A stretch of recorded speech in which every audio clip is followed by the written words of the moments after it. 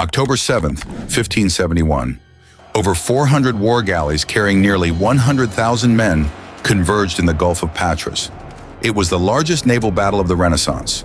On one side, the Ottoman Empire, confident, undefeated at sea for over a century. On the other, the Holy League, a desperate coalition of Christian powers, united by religion but divided by politics. When the smoke cleared, the sea ran red with blood. This was the Battle of Lepanto, the day Europe struck back.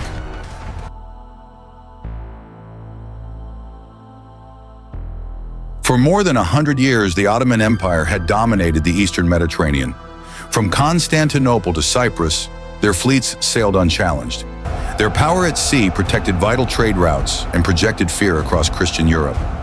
In 1570, the Ottomans struck again, this time invading Cyprus, a Venetian stronghold. Venice, unable to fight alone, turned to the Pope. Pope Pius V forged the Holy League. Spain, Venice, Genoa, the Papal States, and several Italian duchies. Their mission was clear: stop the Ottomans before all of the Mediterranean fell under their control. The Holy League was commanded by Don John of Austria, the 24-year-old half-brother of King Philip II of Spain. Though young, Don John was charismatic, fearless, and trusted by his men. Opposing him was Ali Pasha, a seasoned Ottoman admiral who commanded a fleet nearly equal in size. The Ottomans deployed around 230 galleys, supported by additional light vessels. Don John's coalition had about 212 galleys, but crucially, the Christians had more heavy guns. This was not just a clash of fleets, it was a clash of civilizations.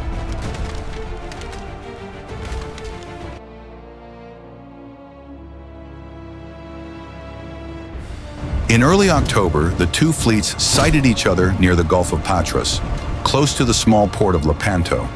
Both commanders knew the stakes. Control of the Mediterranean hung in the balance.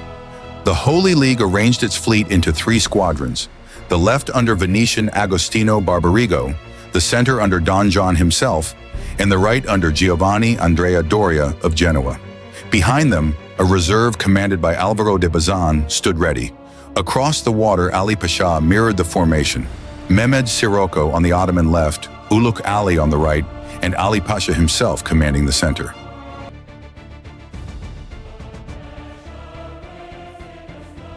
At dawn on October 7th, the battle began. Cannon fire thundered across the Gulf as the two great fleets collided. Unlike later naval battles, Lepanto was not fought at a distance. These were galleys, long, narrow ships powered by oarsmen, designed to ram, grapple, and board. The fighting was brutal, hand-to-hand, with swords, muskets, and pikes. On the Christian left, Barbarigo's Venetians held off Mehmed Sirocco's squadron, though Barbarigo himself was killed by an arrow. On the right, Giovanni Andrea Doria was nearly outflanked by Uluk Ali, but the reserve fleet rushed to his aid.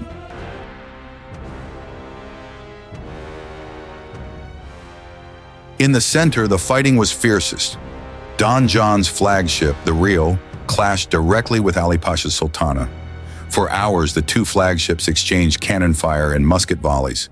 Then, in a furious boarding action, Christian soldiers stormed the Ottoman deck. Ali Pasha was struck down and beheaded.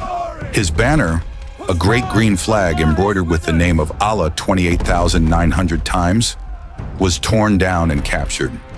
The death of their commander broke Ottoman morale. Across the battlefield, their line began to crumble.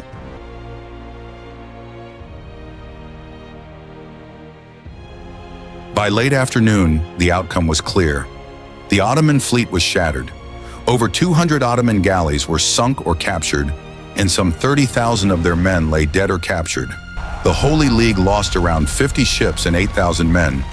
A heavy price, but a stunning victory. Among the wounded was a young Spanish soldier named Miguel de Cervantes, who would later write Don Quixote. He lost the use of his left hand at Lepanto, but called it the most glorious day of his life.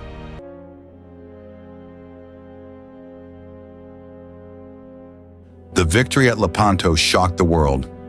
Europe celebrated the triumph as proof that the Ottoman navy could be beaten. Pope Pius V declared it a miracle, a victory for Christianity. Yet strategically, the war continued. Within a year, the Ottomans rebuilt their fleet, but they never again attempted to push so far west.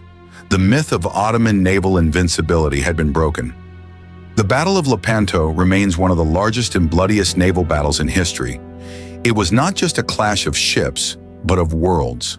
For the men who fought there, it was a struggle of faith, survival, and destiny, a battle that reshaped the balance of power in the Mediterranean.